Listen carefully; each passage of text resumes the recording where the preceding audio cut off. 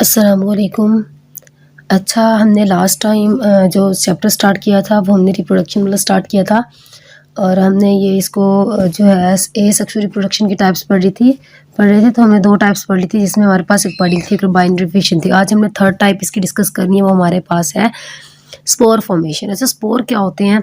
Spore thick walled asexual reproductive cells होते हैं। ये ना सेल्स होते हैं जो अगली नस्ल पैदा करने में हिस्सा लेते हैं। ये थिक वॉल होते हैं, यानी इनकी जो दीवार होती है ना बहुत मोटी होती है। और ये जो स्पोर बनते हैं ना, ये देखो, ये स्पोर आपके पास है, ये स्पोर्स, ये आपको दिखाया गया है स्पोर्स, जो अंदर आपको डॉट डॉट दिखाई दी जा रही है, ये स्पोर्स हैं। लेकिन ये जिस स्ट्रक्चर के अंदर बन रहे हैं उनको स्पोरेंजिया बोलते हैं। अब आगे ये जो होता है ना, ये फंजाई के अंदर होता है, फंजाई की राइजोपस ये एक स्पीशी है, और ब्रेड मोल्ड ये एक स्पीशी है। इन दोनों स्पीशीज में होता है और इसमें स्पोर्स बनते हैं। स्पोर किसमें बनते हैं? सैक लाइक स्ट्रक्चर में। सैक लाइक बोलते हैं, बोरी की तरह का स्ट्रक्चर उसे स्पोरेंजिया के अंदर, यानी स्पोर खुद थिक वॉल है। ये जिस स्ट्रक्चर के अंदर बनते हैं उसको क्या बोलते हैं? स्पोरेंजिया बोलते हैं। ज्यादा से होंगे तो स्पोरेंजिया, अगर एक होगा तो उसे हम स्पोरेंजियम बोलेंगे। ठीक है, जब ये स्पोर मैच्योर हो जाते हैं, यानी ये मुकम्मल तौर पे इनकी डेवलपमेंट कंप्लीट हो जाती है, तो स्पोरेंजियम ब्रस्ट फट जाता है और यहाँ से स्पोर क्या हो जाएंगे? रिलीज हो जाएंगे।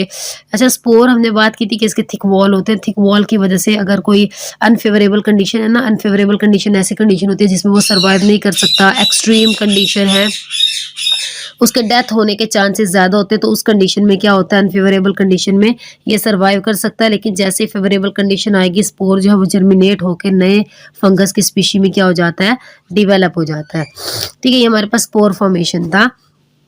ये स्पोर फॉर्मेशन में जो स्पोर्स हैं उनके ज़रिए अगली जनरेशन बनती है। स्पोर होते कैसे हैं? ये थिक वॉल्ड एसेक्सुअल स्ट्रक्चर है, यानी इनकी मोटी दीवारें होती हैं, ये थिक वॉल्ड होते हैं, ये फंजाई में बनते हैं और ये जो है एक स्पेशल स्ट्रक्चर में होते हैं जिसको स्पोरेंजिया बोलते हैं। जब ये स्पोरेंजिया मैच्योर हो जाता है तो ब्रस्ट हो जाता है, तो स्पोर क्या हो जाते हैं? इसमें से रिलीज हो जाते हैं। ये हम आपके पास स्ट्रक्चर दिखाया गया है, ये आपके पास ब्लैक ब्लैक वाला ये स्पोरेंजिया है, इसके अंदर आपको स्पोर्स दिखाए गए हैं। फिर ये ब्रस्ट होगा, स्पोर रिलीज हो जाएंगे और ये क्या करेंगे? ग्रो करके एक नए इंडिविजुअल में चेंज हो जाते हैं। अच्छा, कुछ होते हैं एंडोस्पोर्स। एंडोस्पोर्स ऐसे स्पोर्स होते हैं जो बॉडी के अंदर बन रहे हैं।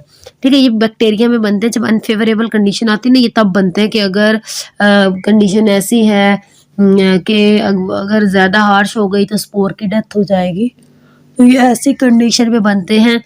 तो अगर हार्श कंडीशन होगी तो भी डेथ नहीं होगी इनकी, ये फिर भी सर्वाइव करेंगे।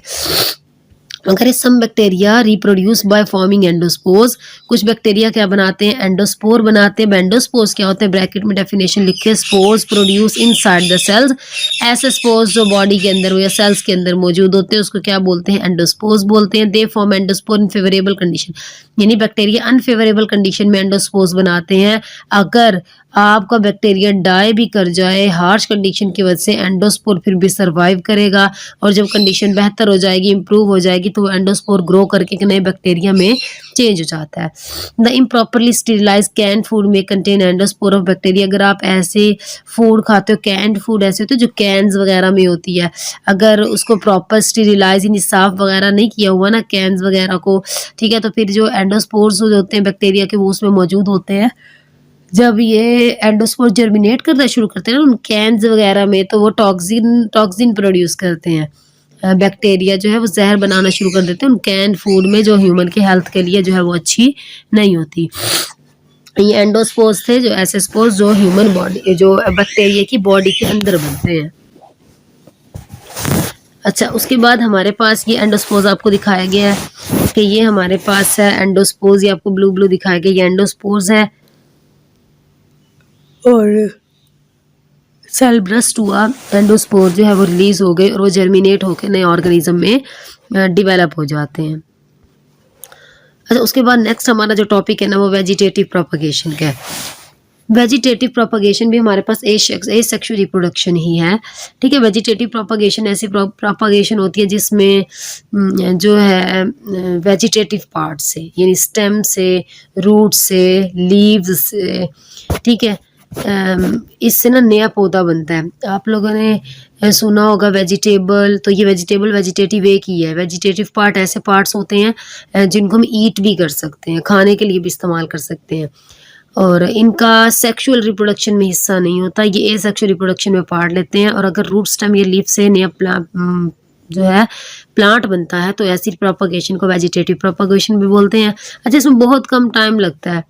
इसमें इसलिए टाइम कम लगता है क्योंकि अगर हम सेक्सुअल में तो हम बीज लगाते हैं ना ज़मीन में, हम ज़मीन में बीज लगाएंगे, बीज पानी को अब्सॉर्ब करेगा, वो फटेगा, फिर छोटे छोटे रूट्स शूट्स निकलेंगी, फिर वो ग्रो करके एक बड़ा पौधा बनाएंगे। लेकिन अगर हम वेजिटेटिव प्रोपगेशन की बात करें, इसमें पहले ही प्लांट मौजूद है, उसी प्लांट का कोई भी पार्ट लगाओ और वो लगेगा और फिर वो ग्रो करना उसी टाइम शुरू कर देगा। ठीक है, दूसरा ये है जो वेज इसके तो दो इम्पोर्टेंस है। एक तो ये है कि इसको टाइम कम लगता है, और दूसरा ये है कि इसमें जो नए ऑफस्प्रिंग बनते हैं ना, नई जो नस्ल होती है वो बिल्कुल अपने पेरेंट्स की तरह होती है। अगर पेरेंट्स में अच्छी क्वालिटीज़ होंगी तो जो नई जो प्लांट लगा है तो उसकी भी क्वालिटीज़ कैसी होंगी, बिल्कुल अपने पेरेंट जैसी होंगी। तो इसके दो पॉइंट्स हैं, एक तो इसको टाइम कम लगता है प्रोड्यूस होने में, और दूसरा इसमें कोई जेनेटिक वेरिएशन नहीं होती। अच्छा, इसकी दो टाइप्स होती हैं, एक नेचुरल और एक आर्टिफिशियल। नेचुरल होती है जो कुदरती हो रही है, ठीक है, जैसे आप देखो कभी कभी आलू बड़े बड़े उगने लग जाते हैं या प्याज बड़े बड़े उगने लग जाते हैं, ठीक है, ये हमारे पास नेचुरल होती है कि खुद ही जो है उसकी प्रोडक्शन स्टार्ट होगी। लेकिन अगर हम आर्टिफिशियल की बात करें, आर्टिफिशियल ह्यूमन करते हैं, जैसे कटिंग करते हैं हम या ग्राफ्टिंग वगैरह का प्रोसेस करते हैं। जैसे अगर कोई हम पौधा है उसकी कलम काट के उसको ज़मीन में दूसरी तरफ लगा देते हैं तो उससे नया पौधा उगना शुरू हो जाएगा। या हम ग्राफ्टिंग करते हैं, यानी दो पौधों की स्पीशी को, यानी एक ही स्पीशी के दो डिफरेंट पौधे लिए, जैसे फ्लावर ले लिए, रोज़ का फ्लावर था, एक रेड कलर का था, एक ब्लैक कलर का था, तो हम क्या करेंगे, उन दोनों को अटैच कर देंगे। जब हम दोनों को अटैच करेंगे तो अटैच करने से उस प्लांट के अंदर जो नया प्लांट बना उसके अंदर दोनों कलर के फ्लावर लगना शुरू हो जाएंगे। ये ग्राफ्टिंग होता है, ये ह्यूमन का खुद करता है, ठीक है। तो वेजिटेटिव प्रोपगेशन रूट स्टेम और लीव्स के जरिए अगली नस्ल पैदा करना, यानी पौधे की अमाउंट बढ़ाना, नंबर बढ़ाना, इसको हम वेजिटेटिव प्रोपगेशन बोलते हैं। ये नेचुरल भी होती है और ये आर्टिफिशियल भी होती है। अब ये नेचुरल किस तरह होती है और आर्टिफिशियल किस तरह होती है, इसकी टाइप्स जो है वो हम नेक्स्ट लेक्चर में जो है वो डिस्कस करेंगे। यहाँ तक हमने जो है एसेक्सुअल रिप्रोडक्शन की दो टाइप्स को डिस्कस किया, एक स्पोर फॉर्मेशन को जिसमें स्पोर्स बनते हैं, स्पोर्स जो हैं स्पोरेंजिया में भी बनते हैं, और जैसे इसमें राइजोपस यानी फंजाई की एग्जांपल आ जाती है, एंडोस्पोर्स बैक्टीरिया में बनते हैं। उसके बाद हमने वेजिटेटिव प्रोपगेशन के बारे में डिस्कस किया कि वेजिटेटिव प्रोपगेशन जो है वो क्या होती है।